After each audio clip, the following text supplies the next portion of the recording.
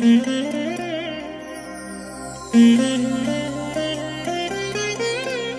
దినం పరము నుండి దిగివచ్చు మాట. ఇది నీ జీవితానికి వెలుగుల బాట.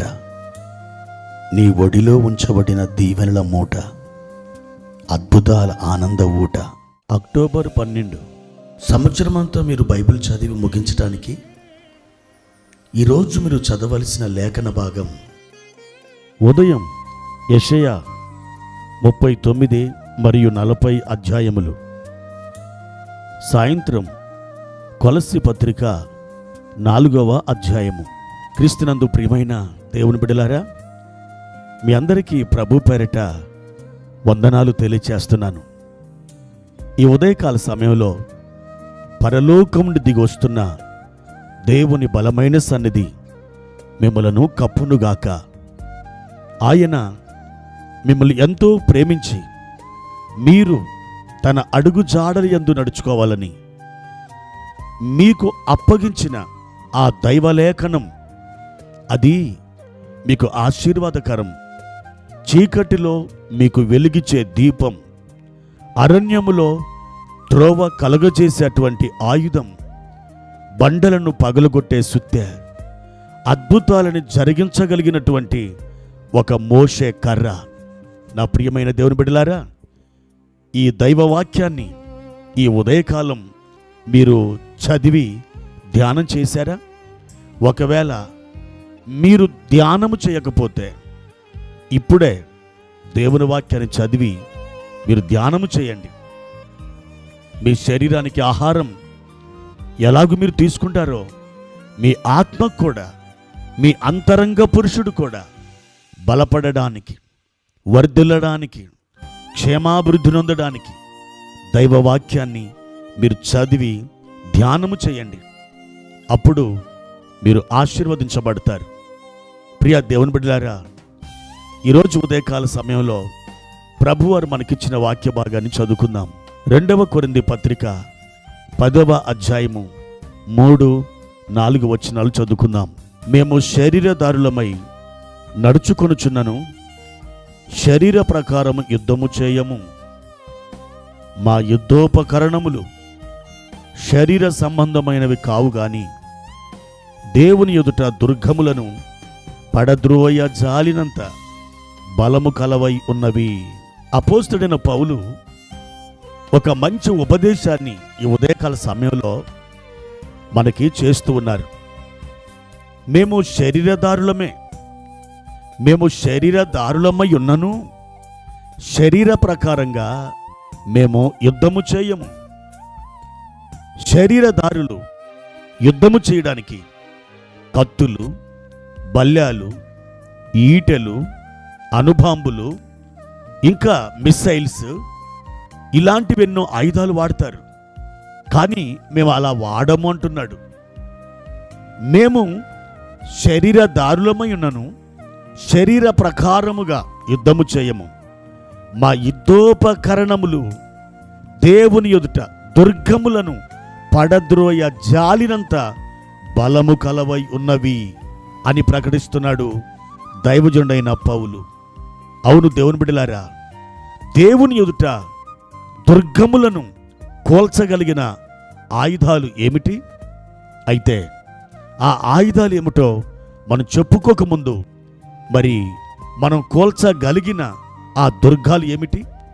ఆ దుర్గాలు సాతానుడు కట్టిన దుర్గాలు, మీ జీవితాలని చెదరగొట్టే దుర్గాలు, మిమ్మల్ని దైవ సంబంధమైన ఆశీర్వాదం అనుభవించనీయకుండా అడ్డుకొనే దుర్గాలు, మిమ్మల్ని భయపెట్టే దుర్గాలు, మిమ్మల్ని తరిమివేసే దుర్గాలు, అవి సాతాను కట్టిన దుర్గాలు.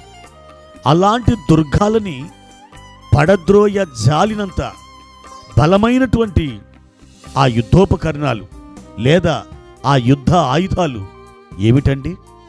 ప్రియ దేవుని బిడ్డలారా, ఆ యుద్ధ ఆయుధాలు మరేమిటో కాదు పౌలు గారు చెప్పుచున్నది.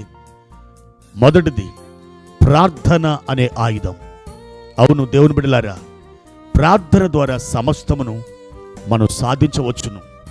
ప్రార్థన ద్వారా దేవునితో మనం మాట్లాడవచ్చును. ప్రార్థన ద్వారా పరలోకాన్ని కదిలించవచ్చును. ప్రార్థన ద్వారా మనం పొందనిది ఏమీ లేదు.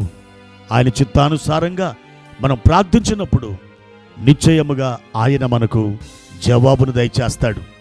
ఆయనే చెప్పాడు, అందుచేత మీరు ప్రార్థన చేయనప్పుడు వేటిని అడుగుదురో అవి పొందియున్నామని నమ్ముడి, అప్పుడు అవి మీకు కలుగును అన్నాడు. ప్రార్థన, నమ్ముట, కలుగుట. నువ్వు ప్రార్థిస్తే దానిని నమ్మాలి. నువ్వు నమ్మినప్పుడు అవి నీ జీవితంలోకి సంభవిస్తాయి. రెండవ ఆయుధం ఉపవాస ప్రార్థన. చాలాసార్లు అనేక గడ్డు సమస్యల్ని మనం ఎదుర్కొంటాం. ఆ సమయంలో నీవు కేవలం యథాలాపంగా చేసే ప్రార్థన చేస్తే సరిపోదు.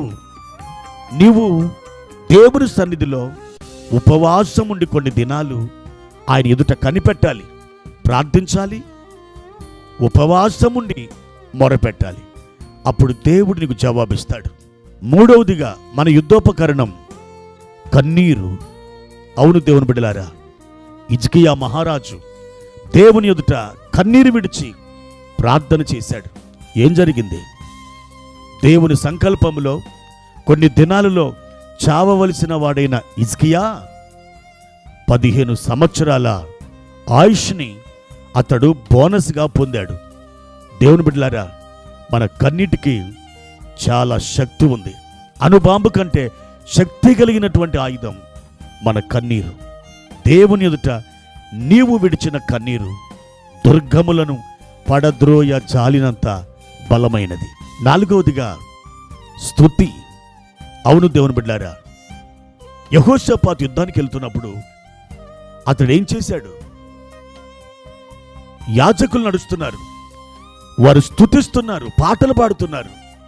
వారు పాడుటకును స్తుతించుటకును మొదలుపెట్టినప్పుడు ఆకాశం నుండి దేవుడే యుద్ధం చేయడం మొదలుపెట్టాడు.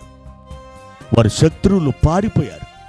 అవును, దేవుని ఎదుట దుర్గములను పడద్రోయ జాలినంత బలమైన ఈ 4 ఆయుధాలను మీరును కలిగి ఉండండి. జయం మీదే.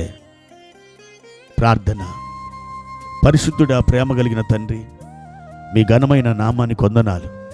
మేము శరీర దారులమయ్యున్నను శరీర ప్రకారం యుద్ధము చేయము, కానీ మా యుద్ధోపకరణములు దుర్గములను పడద్రోయ జాలినంత బలమైన ఆయుధములు కనుక ప్రభువా, ఆత్మ సంబంధమైన ఈ ఆయుధములు ధరించి సాతాను యొక్క కోటలను, వారి దుర్గములను కూల్చగలిగిన కృపను మాకు దయచేయమని యేసు నామములో అడుగుచున్నాను తండ్రి.